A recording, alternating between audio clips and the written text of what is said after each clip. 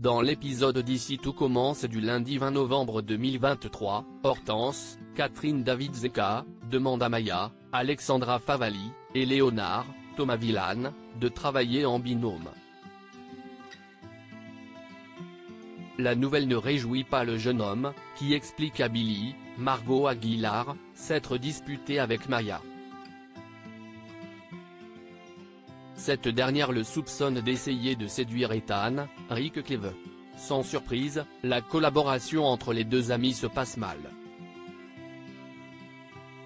Maya fait preuve de bonne volonté et présente même ses excuses à Léonard, mais ce dernier lui en veut toujours beaucoup. Il ne supporte pas qu'elle ne lui fasse pas confiance et se montre très distant avec elle.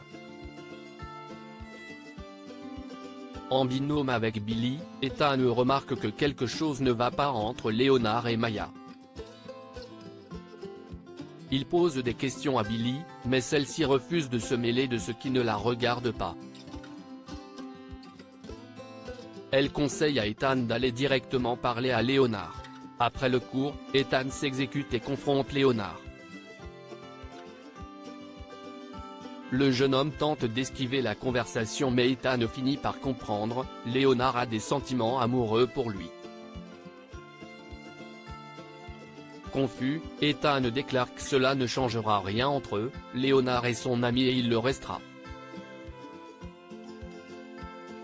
De bon matin, Jasmine, Zoé Séverin, se lance dans la création d'un calendrier de l'Ave fait main pour Naël. Thibaut, Félix Paco, lui propose d'aller réviser leurs examens avec Jiman, Loane Beckmont, mais la jeune femme n'a pas le temps.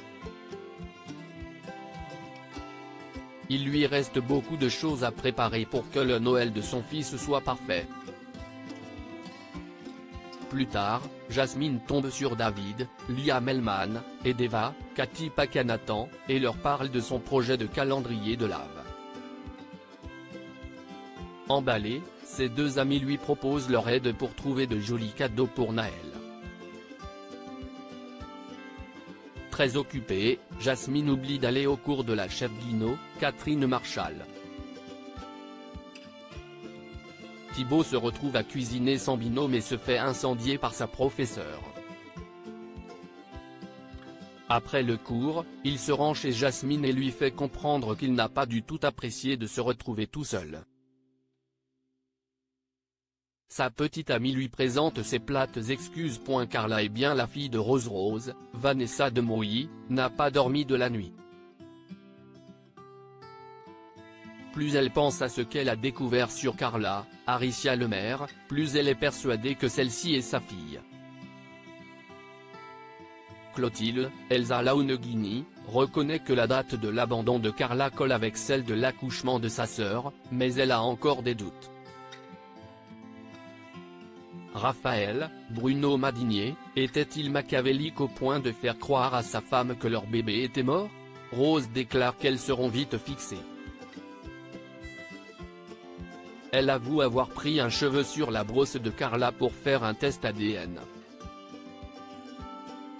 Plus tard, Clotilde met Antoine, Frédéric Diffenthal, et Constance, Sabine Perrault, dans la confidence.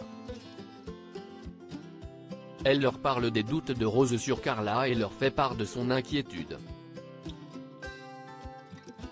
Depuis quelques jours, Rose fait une fixette sur la jeune femme. Elle a peur que sa sœur fasse une décompensation psychotique liée à sa bipolarité. Plus tard, Rose surprend Clotilde en train de fouiller dans ses affaires. Clotilde avoue avoir voulu s'assurer qu'elle prenait bien ses médicaments. En effet, son comportement obsessionnel vis-à-vis de Carla l'inquiète. Rose se vexe. Elle pensait pouvoir se confier à sa sœur sans que celle-ci ne la croie en train de délirer.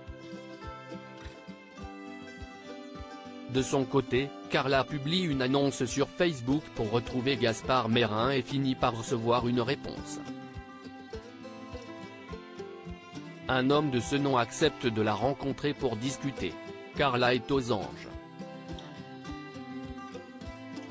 elle réalise qu'elle se rapproche peut-être de ses parents biologiques. Plus tard, Carla annonce à Rose que Gaspard Merin l'a contactée sur Facebook.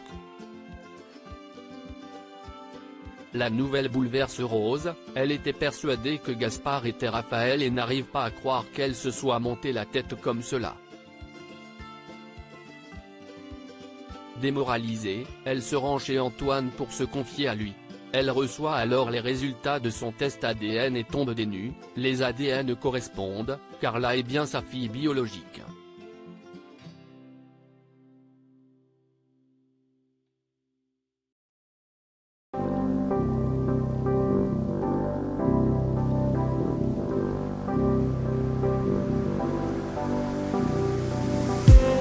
I just need some